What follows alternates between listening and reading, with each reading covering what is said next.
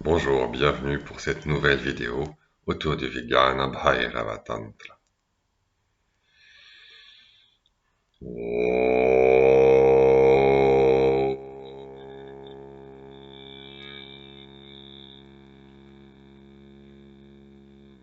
Yasyon Jagatah Pralayodayao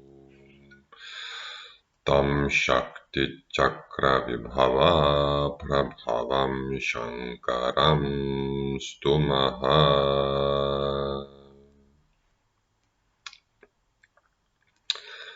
Alors que dans ce tantra, le dieu vient de révéler à la déesse ce qu'est la vie éveillée, la vie réveillée, la déesse enchaîne avec un ensemble de questions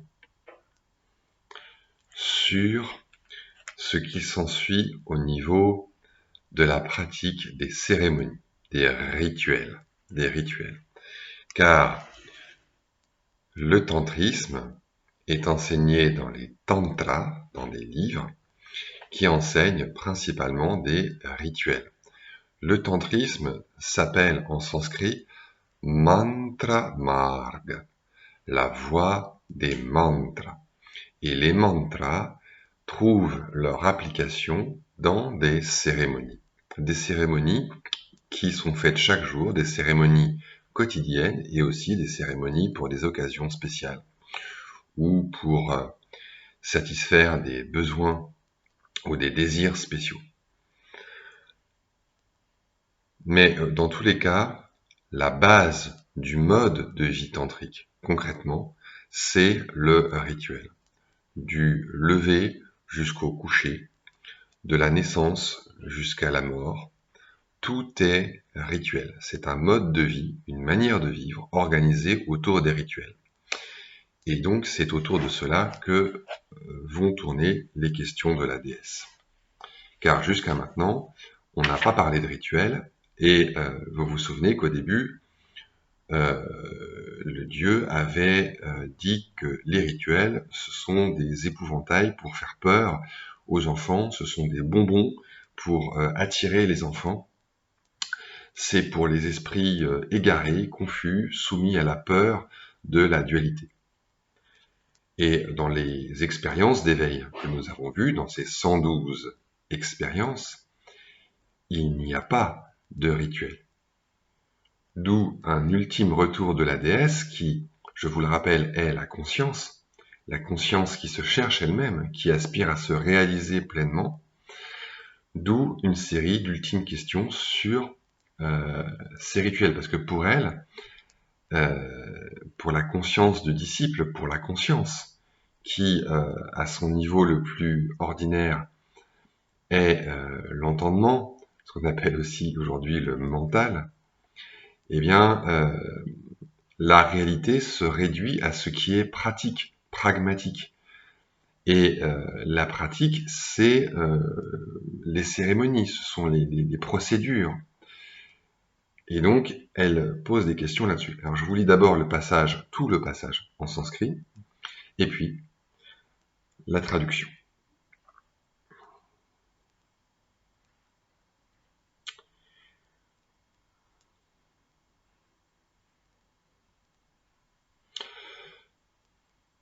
Om Shri Devi Uvacha Idam Yadi Vapurdeva Parayascha Maheshwara Evam Uktavyavasthayam Japyate Ko Japaschakaha Dhyayate ko mahanatha pujyate kaschyatripyati huyate kasya va homo yagah kasya chakin katham. Shri Bhairava Uvacha. Je vais peut-être pas tout vous lire d'un seul coup. D'abord, les questions de la déesse. Shri Devi Uvacha, la déesse dit. C'est clair. Idam yadi. Si cela est vapur, le corps, la réalité concrète, la chair, parayaha, de la déesse suprême, c'est-à-dire ma propre réalité, de moi qui cherche, qui pose cette question, ma propre réalité de moi la déesse, mais de moi la déesse, non pas dans son état fragmentaire, partiel, qui est le mental ou l'attention ordinaire, mais dans mon état plein entier, si telle est mon essence suprême, si telle est l'essence de la déesse suprême, de la pleine conscience, Deva Maheshvara, ô Dieu, ô Seigneur infini.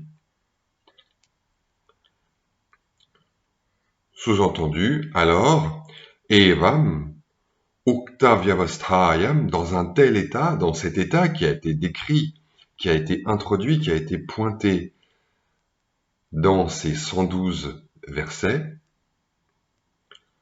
Japyate Kaha, qui doit être récité, c'est-à-dire quel mantra. Japaschakaha, et qui récite le mantra. À qui, par qui. Dhyayate kaha mahanata, ô refuge Seigneur infini, qui est visualisé dans cet état de plénitude. Pujyate kaschyatripyati, qui est adoré et qui est agréé ou comblé. Huyate kasyava homo, de qui fait-on le sacrifice dans le rituel du feu? À qui fait-on offrande dans le rituel du feu? Yagaha kasyacha, et à qui offre-t-on le sacrifice? Fait-on le culte en général? Yaga, le culte. À qui fait-on le sacrifice et le culte? Kim, le culte de quoi? Katham, comment? Pourquoi? Voilà les questions de la déesse. Alors ce sont des questions intéressantes parce que ça nous permet de nous rappeler le contexte traditionnel qui a été celui du tantrisme en Inde et qui continue de l'être, même si les gens aujourd'hui qui pratiquent le tantra n'ont aucune idée de tout ça. Ils pensent que le tantra, c'est juste une espèce de façon d'élever son énergie vibratoire et d'entrer en expansion de conscience et que le tantra, c'est tout ce qu'ils ressentent, quoi. C'est devenu une espèce de mot passe-partout pour donner un vernis de profondeur à tout ce qu'on peut ressentir. Bon. En tout cas, il est clair, il y a une chose qui est certaine, c'est que en Inde, et puis au Tibet, en Chine, au Japon, en Mongolie, le tantrisme, ça n'est pas exactement ça. Le tantrisme, c'est d'abord et avant tout une voie du rituel, qui commence par l'initiation, un rituel, et qui finit par les funérailles ou la crémation, un rituel. Et tous ces rituels se font au moyen de mantras. Les mantras sont des êtres, et pour faire simple, on peut les comparer à des anges. Voilà. Pour bien comprendre de quoi il s'agit, ce sont des êtres qui sont envoyés par la source divine dans le monde de la dualité, au plan de Maya, pour sauver les êtres de la dualité et les ramener à l'unité, les ramener à la source. En tous les cas, c'est comme ça que la tradition décrit les mantras. Et donc, dans un tel état, dans cet état d'éveil, où la plénitude règne, où tout est dans tout, où tout déborde de la source même de tout, à quoi bon réciter un mantra? Japyate kaha, japaschakaha, qui est récité et qui récite, littéralement. qui est récité, qui récite. Donc cela fait référence à la pratique du japa, la récitation du mantra. C'est une des pratiques principales, avec l'uchara, comme nous l'avons vu parmi les 112 expériences d'éveil. Mais nous avons vu aussi que le tantra ne prescrit pas de japa réellement. Il ne prescrit pas de répétition, parce que la répétition a en elle quelque chose de mécanique, d'automatique, qui invite à l'hypnose, à l'endormissement, qui est, en quelque sorte, l'opposé, le contraire de l'éveil, du réveil de la conscience. Et donc, ce tantra, en ce qui concerne la pratique des mantras ou du mantra, conseille plutôt la pratique de l'uchara, c'est-à-dire énoncer le mantra et l'élever vers le haut, chara, mettre en mouvement, le mouvement vers le haut du mantra, c'est-à-dire un seul mantra, une seule énonciation, mais jusqu'à l'infini, dans l'ouverture de la conscience.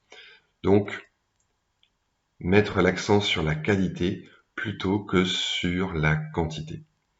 Dans les tantras eux-mêmes, on met souvent l'accent sur la quantité, grâce notamment à ce qu'on appelle un rosaire. Une sorte de petite file avec des petites graines spéciales de Shiva, des graines de cristal ou de différents matériaux qui servent à réciter, à égrener sur ce chapelet, égrener le mantra que l'on va réciter, par exemple, 100 000 fois pour chacune de ces syllabes. Donc si ce mantra comporte 5 syllabes, comme le mantra de base de Shiva, Om Namah Shivaya, on va réciter 500 000 fois. Et on va considérer que ça constitue un cycle fondamental de pratique de ce mantra. Après, il faut savoir que le mantra intervient dans 3 types de pratiques principales, qui sont l'initiation, donc qui est faite par un maître ou une maîtresse qui ont été nommés à ce poste en quelque sorte par Shiva et qui utilisent les mantras pour faire l'initiation. Les mantras sont comme des outils qui vont servir à interagir entre le maître et le disciple et qui vont notamment servir au maître pour agir sur le corps subtil du disciple et l'unir à Shiva, l'unir à la source, ce qui est le but de toute initiation. Donc, en particulier, éliminer presque en totalité le karma du disciple, le karma des vies passées, l'élever à travers les différents plans qui sont présents dans son corps subtil, et enfin l'unir au principe primordial, à Shiva, le principe qui est au-delà de tous les niveaux de conscience, qui est au-delà de tout. Ensuite, le deuxième type de pratique, très important, c'est la pratique du rituel quotidien. C'est la pratique principale en fait. Nitya karma. C'est la pratique quotidienne qui commence au lever et qui finit au coucher. Et en particulier, normalement, on doit faire au moins une fois, et idéalement 4 fois, cette pratique, ce grand rituel. À l'aube, à midi, au crépuscule et à minuit. Dans la pratique, la plupart des gens, évidemment, ne le font pas à minuit, voire ne le font qu'une fois par jour. Il faut savoir que dans la plupart des traditions, ce rituel dure assez longtemps, entre 1 heure et 2 heures. Après, il existe bien sûr des versions condensées qui peuvent durer 5, 10, 15 minutes pour les cas où on n'a pas le temps. Mais en dehors de ça, il y a des rituels aussi pour tout. Il y a des rituels pour se baigner, il y a des rituels pour se lever, il y a des rituels pour se laver, pour aller aux toilettes avant de manger. Il y a des rituels pour tout. Il y a des rituels pour s'endormir. Et toute la vie est infusée de rituels. Dans ces rituels, comme dans l'initiation, car ces rituels sont en quelque sorte des répétitions de l'initiation initiale, qui, comme son nom l'indique, nous fait rentrer dans cette voie dans cette manière de vivre. La récitation des mantras ne joue pas non plus un très grand rôle. Il peut y avoir un temps dédié à la récitation de mantras, mais les mantras sont omniprésents, mais à titre d'outil. Là aussi, ils ne sont pas faits pour être répétés, ils sont plutôt faits pour faire des choses. Par exemple, consacrer de l'eau, préparer le rosaire, ou bien, au préalable, transformer le corps de l'adepte en un corps divin, en un corps mantrique. Ça, c'est très très important, etc., etc. Installer des divinités sur le support du culte. Et donc, tout est fait à l'aide de mantras, mais ce sont différents mantras. Ce n'est pas une répétition de mantras. Et enfin, il y a un troisième type de pratique, mais qui, lui, est occasionnel et est subordonné, dépend des désirs de l'adepte. C'est la pratique de la sadhana. La pratique de la sadhana, mantra sadhana. C'est la pratique de l'accomplissement d'un mantra. Et cette pratique-là, elle est axée sur un mantra d'une divinité, d'une manifestation d'un des aspects de ce diamant qu'est le divin. Et dans ce cas, le mantra va être récité à l'aide d'un chapelet, d'un rosaire, pendant plusieurs mois, durant une retraite, qui ne sera dédiée qu'à cette pratique exclusivement, alors que la pratique quotidienne peut aussi bien être faite par quelqu'un qui vit dans le monde, à condition évidemment qu'il ait suffisamment de temps. C'est pourquoi traditionnellement les adeptes du tantrisme sont soit des prêtres, des gens qui consacrent déjà leur vie au rituel, soit des yogis qui vivent en marge du monde, des sadhus si vous voulez, des sortes de sadhus, des yogis, des ascètes qui vivent en marge de la société, qui n'ont pas de travail. Il est vrai qu'il est très difficile de faire les deux en même temps. Mais il existe toujours des formes d'initiation qui n'engagent pas à la pratique des rituels, ce qu'on appelle des initiations nirbija, dans lesquelles on ne s'engage pas à pratiquer quotidiennement tel et tel rituel. La pratique est allégée et adaptée à une vie de famille ou une vie professionnelle. Cela existe aussi dans la tradition. Cela est prévu. Tous les gens qui reçoivent l'initiation ne sont pas forcément censés pratiquer aussi intensément, car il existe différents types d'initiations. Il existe même des initiations post-mortem, hein, des initiations pour les gens qui viennent de mourir, mais dont on sait qu'ils désiraient recevoir l'initiation, ou dont leurs proches témoignent qu'ils désiraient la recevoir, et à ce moment-là, il existe des rituels spéciaux pour les initier après leur mort. Et donc, dans cette troisième sorte de pratique, la pratique de l'accomplissement du mantra, on va réciter pendant 3 à 6 mois un mantra tous les jours, des millions et des millions et des millions de fois. Et dans ce cas-là, il y a véritablement une répétition. Mais en tout cas, vous voyez que la répétition du mantra n'est pas une pratique forcément centrale dans la vie du tantrika. Quoique, l'utilisation des mantras soit absolument centrale et essentielle. Il n'y a pas de pratique tantrique sans mantra. C'est bien pour cela que, traditionnellement, cela s'appelle mantra marga, la voie des mantras, ou mantranaya, la doctrine des mantras.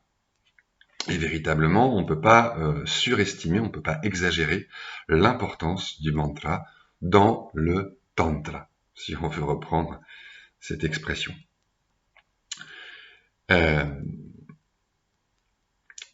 Et donc, souvent les tantras, en particulier les tantras ésotériques, enseignent des mantras qui sont toujours secrets et qui sont censés avoir une puissance extraordinaire. Et là, il n'y a pas de mantra enseigné. Et donc la déesse, en quelque sorte, qui prête sa voix à l'adepte, au chercheur spirituel, poussé par l'habitude, demande mais quel est le mantra à réciter? Il n'y a pas de mantra ici. Alors, qu'est-ce qui se passe? Il n'y a rien. Il n'y a pas de pratique. Parce qu'on est tellement habitué aux choses concrètes, aux réalités matérielles, que quand il n'y a rien à faire matériellement, on a le sentiment qu'il n'y a rien à faire et que donc il ne se passe rien. On est tellement addict, on est tellement conditionné par les pratiques les plus grossières que quand il n'y en a pas, on éprouve une sorte de manque. Et véritablement, les tantras, normalement, c'est 90% de mantras et de pratiques autour des mantras, de rituels. Donc la déesse demande, mais qui est récité? Qui est-ce qui récite? Dhyayate kaha, qui est visualisé? Il y a toujours des visualisations. On visualise la divinité en récitant son mantra. Par exemple, je récite le mantra de Ganesha et en même temps, je visualise Ganesha. Évidemment, tout ça est très détaillé. Il y a 1000 mantras différents de Ganesha. Il y a 1000 façons de visualiser Ganesha, 1000 couleurs, 1000 attributs différents selon les buts visés. Pujate Kashya. Et qui est adoré? Puja, vous avez sans doute déjà entendu ce mot si vous êtes ami de l'Inde. La puja, c'est le mot aujourd'hui le plus populaire pour désigner les cérémonies en général, les cérémonies de culte, qui se font principalement avec l'offrande de fleurs, d'hymnes en sanskrit et de mantras. Kashyatripyati. Et qui est satisfait, qui est comblé? Parce que le culte, la puja, ça consiste à offrir un certain nombre de services à la divinité, comme si la divinité était une personne. Donc pour cela, on va lui demander de venir s'incarner provisoirement dans une statue ou un support. Ça peut être une peinture, un tissu, ça peut être un miroir, ça peut être une plaque de cuivre, ça peut être un crâne, ça peut être un rosaire, ça peut être... En réalité, ça peut être n'importe quoi, mais dans le shivaïsme, c'est principalement, évidemment, un linga. Linga installé sur un support qui s'appelle un yoni. Et donc, ces services, upachara, ces offrandes, traditionnellement, le plus souvent au nombre de 16, sont censés combler la divinité qui, en retour, va pouvoir combler les désirs de l'adepte, le protéger, et après la mort, l'unir à lui, anugraha, le réintégrer à lui. Ouais. Huyate kasyava homaha. Huyate kasyava homaha. Et à qui est dans le rituel du feu, Homa, à qui sont offertes les offrandes? Le rituel du feu, c'est un des grands rituels qui a son origine dans le védisme et probablement dans les pratiques religieuses, dans les pratiques spirituelles des Indo-Européens qui viennent de quelque part au nord de la mer Caspienne, dans le Caucase. Et le feu a toujours été très très important, parce que le feu, c'est l'intermédiaire entre l'humain et le divin, entre le terrestre et le céleste. Le feu s'élève à la verticale, et le feu, c'est fascinant. Le feu, c'est la lumière, c'est la chaleur. Les Indo-Européens venaient très probablement vers la fin de la période glaciaire de zones où il faisait extrêmement froid, beaucoup plus au nord, ils ne venaient pas d'Inde. Et donc le feu a toujours été très important. Le Veda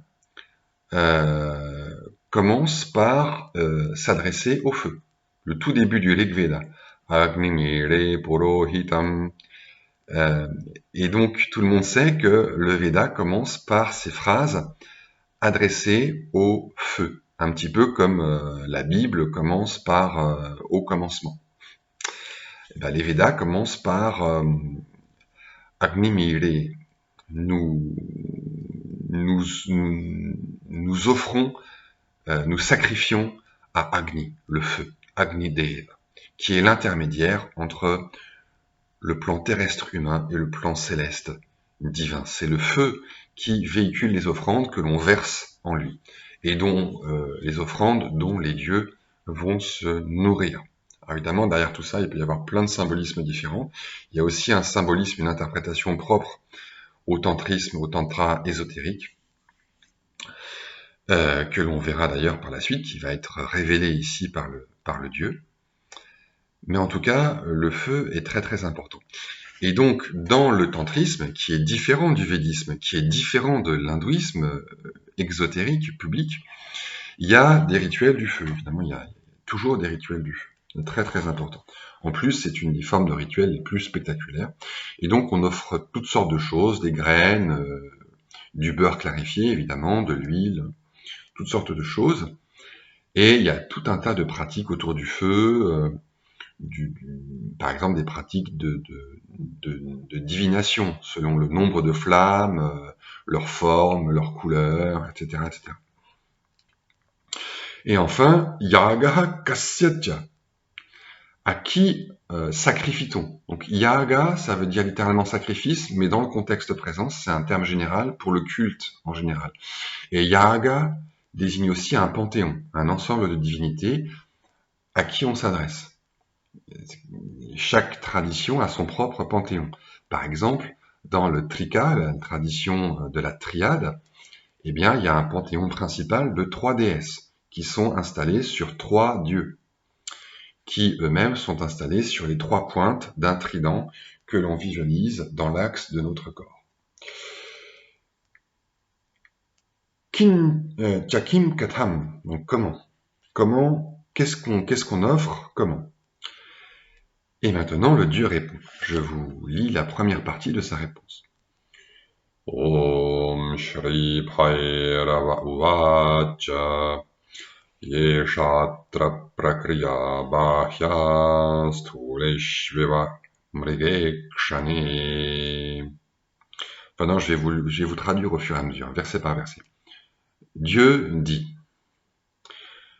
ici, dans le présent contexte, Atra, Esha Prakriya, ces pratiques que tu viens d'évoquer, c'est-à-dire ces pratiques tantriques des rituels, cette manière de vivre, il faut bien comprendre que c'est plus qu'une pratique, c'est une manière de vivre. Une manière de vivre. Ça, c'est quelque chose dont on a un peu perdu la notion.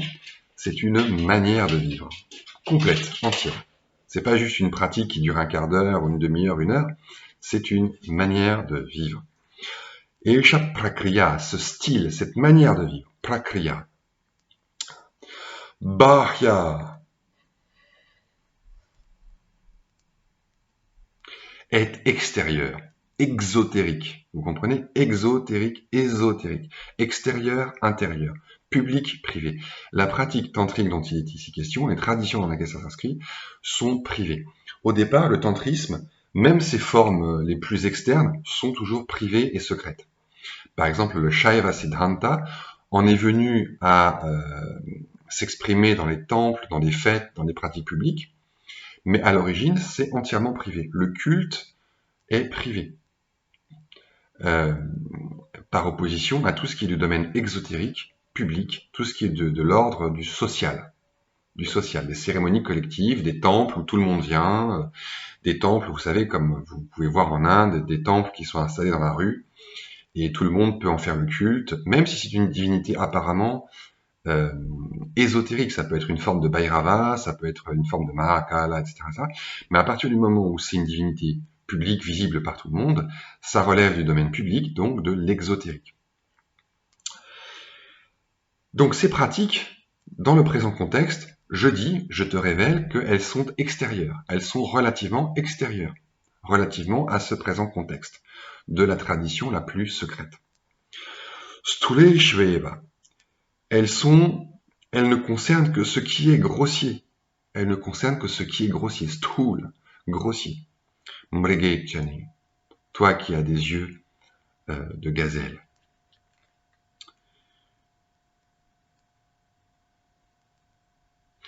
Parce que, comme dit le commentateur, Paribhave, dans l'état transcendant, dans l'état d'éveil, Vishvapurani, où la conscience que je suis remplit tout, Vishvapurani, Swaswabhave, qui est ma propre nature, qui est ma nature réelle, Yabhavana, la véritable réalisation qui est en même temps la pratique, c'est la réalisation en tant que pratique, bhavana, l'évocation, la réalisation au sens littéral du terme, c'est-à-dire rendre réel.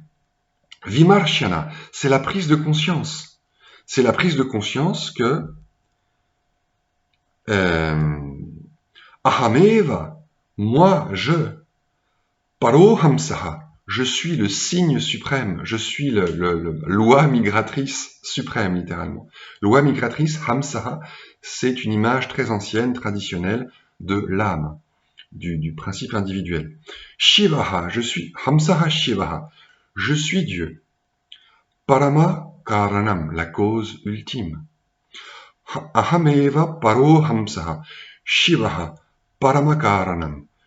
C'est moi, je suis le signe suprême, Dieu, la cause ultime. C'est ça la pratique réelle. Et les autres pratiques, la récitation du mantra, rituel du feu, etc., sont des pratiques externes, des pratiques extérieures, relativement à ce cœur véritable de la vie spirituelle qui est la vie intérieure. Et là, il commence à décrire cette vie intérieure de manière plus détaillée. Et donc, il reprend les différentes rubriques de la pratique tantrique rituelle et il leur donne une interprétation spirituelle intérieure à partir de l'éveil. Et ça, c'est ce que nous verrons la prochaine fois, car ça suffit pour aujourd'hui. Et voilà, il ne me reste plus qu'à vous remercier, à vous souhaiter une très bonne journée et à vous donner rendez-vous pour une prochaine vidéo.